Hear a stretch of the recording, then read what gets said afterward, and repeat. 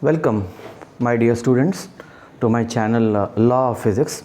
In today's video, I'm going to discuss about how to subtract binary numbers.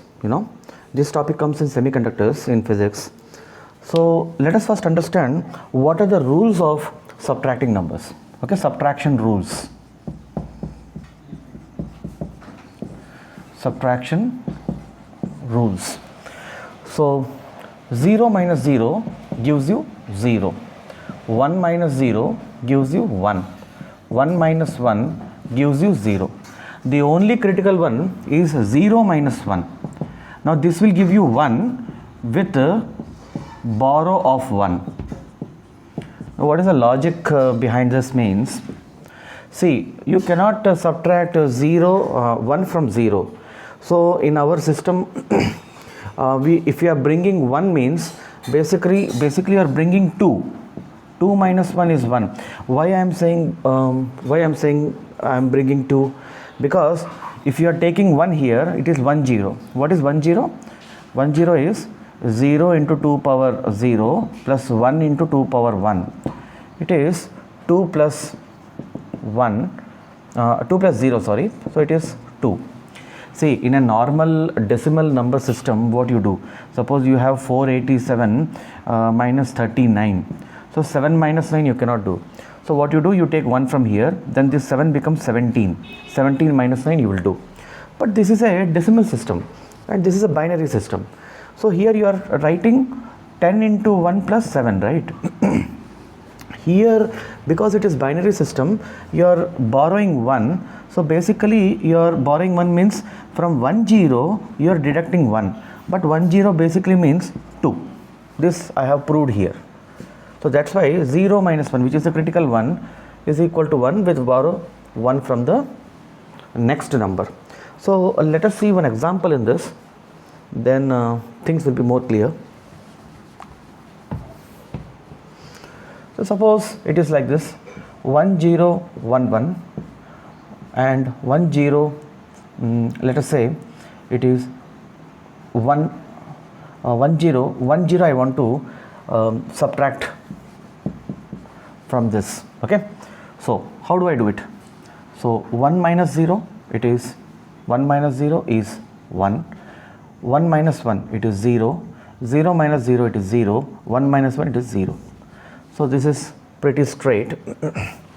Let us take another example. And by the way, this can be proved also that decimal number wise it is correct only. So what is the decimal number here? This is 2 power 0, 2 power 1, 2 power 2 and 2 power 3. So this number is basically, this is 1 plus 2 plus 0 plus 8. So it is 8 plus 2 10, 10 plus 1 11. So this number basically in decimal system is 11. And this number, this is 0 plus 2 plus 0 plus 8. So this is 10. So 10 minus 11 minus 10 will be 1, which is the answer. Okay, let us see one more example.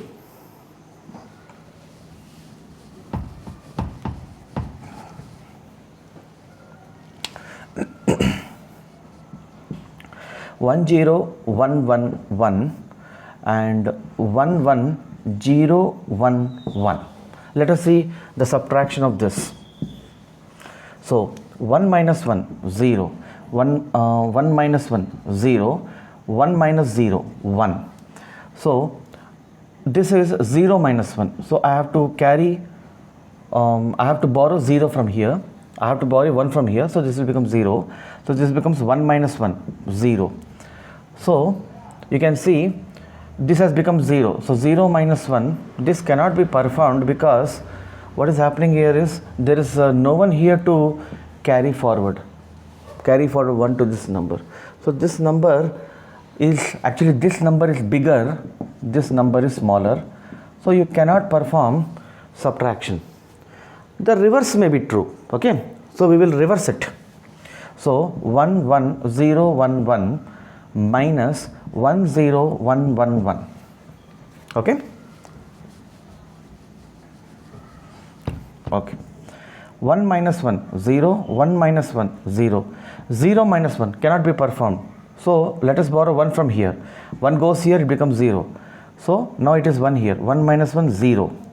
Now 0 minus 0, 0, and 1 minus 1, it is 0. Okay. So basically you are getting exactly 0 actually. Is it done correctly? Let us check. 1 minus 1, 0, 1 minus 1, 0. So 1, because 0 minus 1 cannot be performed, I borrowed 1, 1 minus 1, 0. So we picked up 0. So yeah, we are getting 0 absolutely. So let us check if it is decimal number wise correct or not. So this number decimal wise, it is 1 plus 2 plus 0 plus this is 2 power 0, 2 power 1, 2 power 2, 2 power 3 plus 16. So this is how much? 16 plus 8, 20, 24, 24 plus 3, 27. Let us check out this number. This is 1 plus 2 plus 4 plus 16. So 16, 4, 20, 23. Actually you are getting a difference of 4.